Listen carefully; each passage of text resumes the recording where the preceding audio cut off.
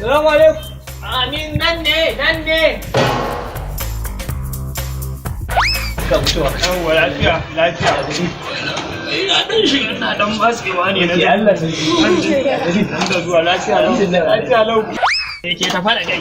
Yawa ranka ya dade daman takarda ce ta beli aka aiko na ga ce ka sa hannu. Ka taho da masu gidan ranar. Ka dade ban fahimta ba. Ba kowa.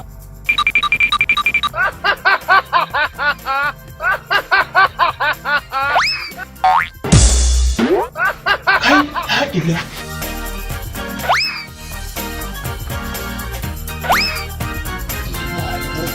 Insha Allah ba matsala. Ina sa maka daidai nan ko? Yau nan wajen dugo Gashi. Sauka lafiya. Allah ya sani. Allah saka da alkhairi. Na gode fa. Yau sauka lafiya. Me garin da kansa? Kan Cin hanci, aljihu ba zai cika bane wai. Hanallai, wannan abu me ya kan?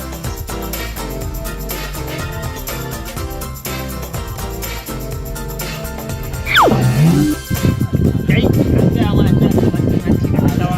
Ba ga ai kama da wata. Ban san zantan banza. Abubuwan ranka ya Ke daɗe. ka tafi ban. Ranka ya daɗe. Ban karba. Ranka ya daɗe. Kai, Ranka ya daɗe. aikin banza malam. An gaya ma lalatattun mutanen nan ne ni. Amma ba wancan kuɗin kuma suna da yawa. Da na sani na karba. Amma zai dawo zai same ni karɓar su kawai zan kuɗin da yawa. Kai, zo. Zo.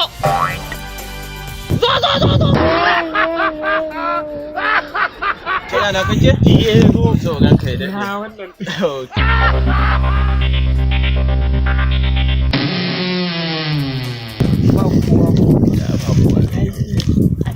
A shigo da su? To ranka ya daɗe. Godiya muke ranka. Godiya muke.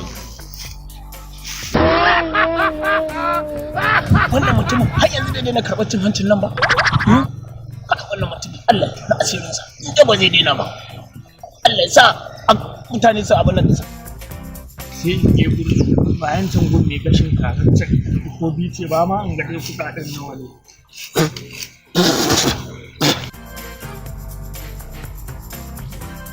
Hudu, biyar, shida, bakwai, ne nake ji ta. Takwas, tara, nan hanyar mutane za su iya tahowa ba ka ga. Assalamu alaikum. Sanne da zuwa. Assalamu alaikum. Wa alaikum salam. Ranka dade barkan ku dai. Barkanka da zuwa. Me ke tafa da kai? Ranka ya dama gurin ka na zo. Akwai makarantu da dan bude guda biyu. To shine sai aka ce sai na kama wani takarda ka samun hannu. Tukunna zan je gudanar da abin da ya ƙwarai kuwa ai inda irin wayannan ai a rika samun ci gaba ƙwarai kuwa Wallahi Allah. ga wannan kuma a shan ruwa. Allah ya baka nasara Allah ya tsara ma. Wannan menene? Ranka ya dama wannan cewa ne a wannan an sha ruwa da shi. Saboda ni mutsiyaci ne zaka ban naira ne. Kuma ranka dade. Sai Ranka dade. ka dawo abin ka ba. Ranka dade ai hakuri ranka dade. Da ba mu yi hakurin ba za mu ka yanzu a nan ba. Hakurin shi ya bani kujeran nan ba karfi na ba. Allah shi ƙara ba lafiya Ko ba ka ba sai kira. Taimaka ranka dade. Allah ya tsara ma. Ai ina ganin ai alkhairi ne maka yi. Alkhairi. An gaya ma ni mutsiyaci ne zaka bani naira 1000. Kada shi taimaka ranka dade. In ka ga na sa ma hannu a wannan takardar sai ka ban naira 50. Ina ranka Allah shi dade. taimake ka Amma Allah shi taimake ka ko za ka iya duba wannan? Sunana Inspector Hasi Balarin Abdullahi. Dama an turo mu ne domin mu zo mu tabbatar da abin da kake aikatawa. Kai kuna ina ne? Audubanka ta cika.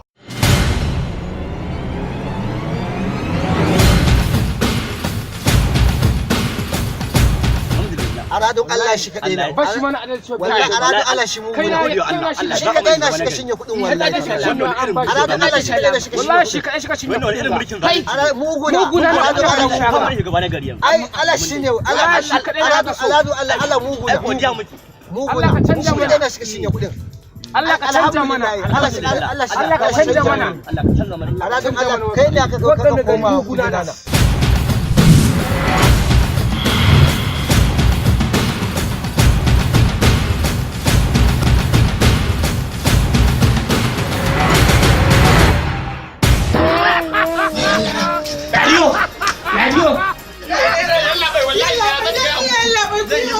Wait, don ku bayani lokaci. Wallahi ranka ya dade duk wani cin hanci da rashawa da nake labiyo ce take sa. Wallahi labiyo. Na gida sun kare kan da nake wallahi yar nake Allah ka so labiyo. Sun kare kan da nake wallahi yar nake. Assalamu alaikum jama'a masu kallon mu. To, kun ga ƙarshen shugaba mahandami da babakere, ƙarshen sa yace yake kasancewa. Dan haka, ya ku ƴan uwana, ina mai ba mu shawara, idan mun tashi zaben shugaba, mu zabi shugaban da ba za mu taɓa da na sani ba da izinin Allah. Gwarzon shugaba injiniya Dr. Rabi'u Musa Kwankwaso ya yi mun gani. To mu zabi mai girma injiniya Abba Kabir Yusuf a matsayin gwamna na jihar Kano, wanda zai ceto jihar Kano daga hannun mahandama. Ina tawassali da sunayen ka 101, ka sa injiniya Abba Kabir Yusuf ya zama alkhairi ga mu mutanen jihar Kano. Bisalam.